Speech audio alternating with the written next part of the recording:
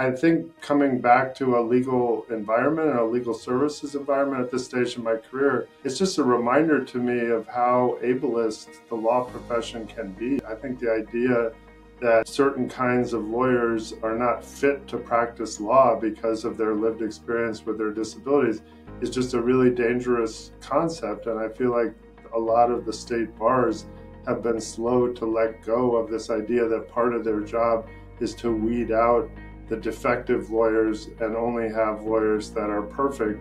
That culture leads people to be in the closet, to be afraid to be out and open. It leads to discrimination, and it leaves a lot of talent on the table. And one of the things that I learned early in my career from leaders in the disability rights movement in Massachusetts, which is where I started my career, was the idea that disability is a natural part of the human experience. Lots of the most talented, most accomplished people in our profession have lived experience with depression, lived experience with anxiety, lived experience with substance use disorders, alcoholism.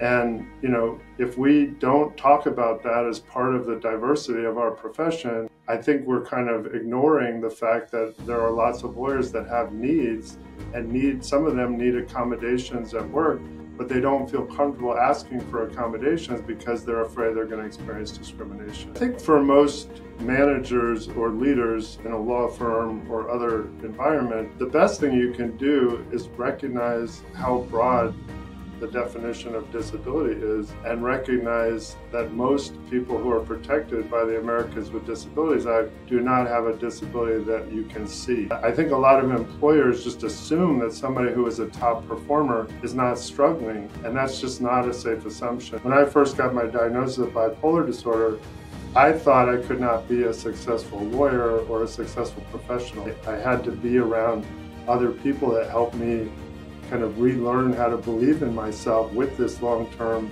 diagnosis. The people that really help you believe in yourself are people with lived experience who have learned how to navigate the world with their condition. I do think there's something really powerful about framing disability issues in a civil rights or a disability justice frame. This concept of civil rights and justice, the concept of the Equal Protection Clause in the Constitution, which is kind of undergirds the Americans with Disabilities Act and all these other civil rights laws. It's an inherently powerful, empowering concept, and I'm grateful for early in my career to get that legal training and that legal framing, which helped me then navigate my bipolar disorder. Didn't have to be viewed as a negative thing or something that would prevent me from accomplishing my goals.